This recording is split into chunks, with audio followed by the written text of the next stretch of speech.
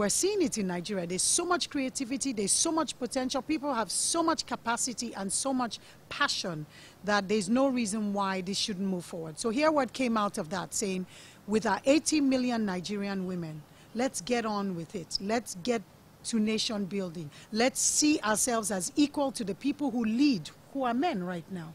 They've been leading for 40 years. It's not happening. It's not working. Why? And how are mothers raising young men to believe, to be selfish, and then expect them to get to a position of leadership and then, you know, self-sacrifice, which is what it takes. In order for Nigeria to change, leadership has to understand the position as a position of sacrifice, of service. That's not happening in the homes. The woman will greet this kind of thing, they craze. Yes! Him go come out to say, wetin happen? Who born am for this town? Who? And ask now, who be papa? Who? Well, there's a very powerful point in the play.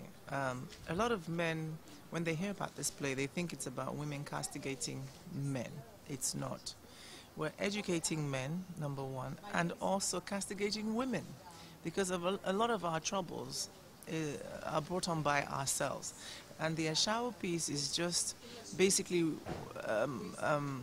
pointing out one of the issues, because women are so quick to castigate each other. We're so quick to talk about each other in a negative way. You know, if a girl walks into a room with a short skirt and there's a whole lot of men, it's a woman that will first say, see this one, why is she wearing that? You know, there's so much jealousy, there's so much envy. Instead of us to come together and work together and make things happen, we spend so much time just putting each other down, which is a serious point we're trying to get across in the play, that we have to unify as women. That's the only way things will become better for us. The overall message for me is about being kind to another human being, treating the next person the way you want to be treated. We majorly concern ourselves with women and children because we believe they're the most vulnerable in the society, but the overall message is be kind to the next person, treat that person the way you want to be treated.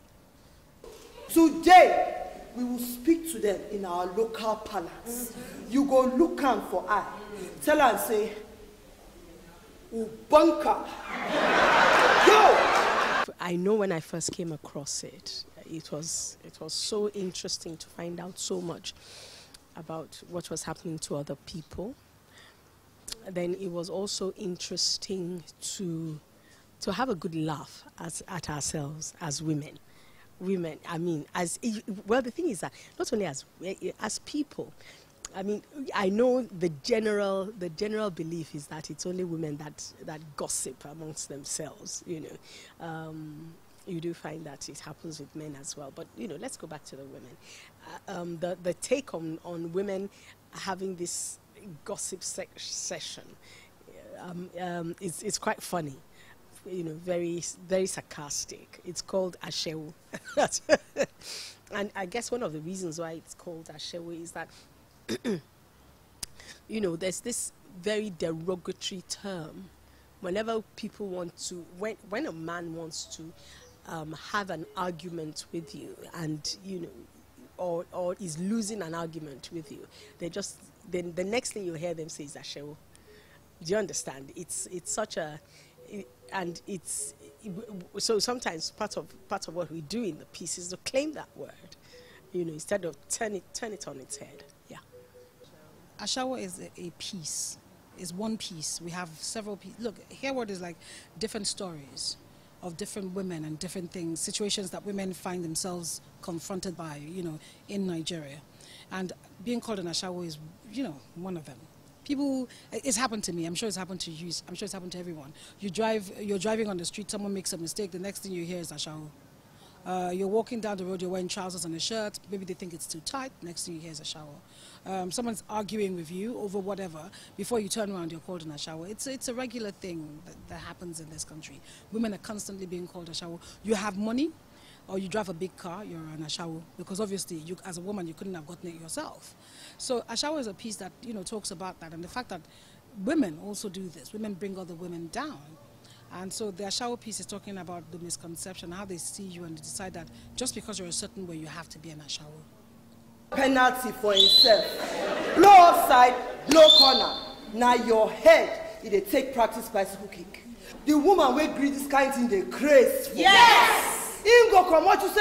Of course, as I said earlier, HEARWORD is about just preaching the gospel of love and equality, Equality, not trying to say that we are displacing men of their positions or their power. What we are just saying is that just regard each other. Ends with you. This dear, dear country cannot, must not fail. HEARWORD! Just, and HEARWORD is a movement, where we are trying to also talk about the ills of the things that women face and also the things we women do to, subjugate other women. Do you understand what I mean? So yes, that's what HEARWORD really is all about.